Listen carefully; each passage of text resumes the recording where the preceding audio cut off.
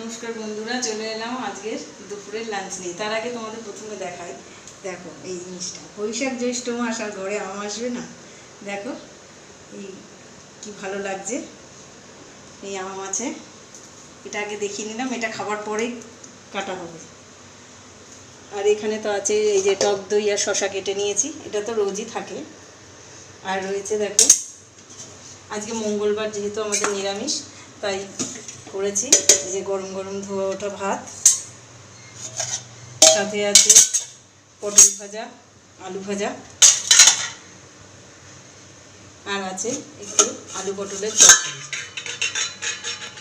নিরামিষভাবে করেছি যাতে দুবেলার হয়ে যায়, এই হচ্ছে। আর সাথে আছে আম, সাথে কেটে নেব আম, টক দই আর শসা তো কাটাই আছে, তোমাদের দেখানো হয়ে গেছে। আজকের লাঞ্চটা কেমন লাগলো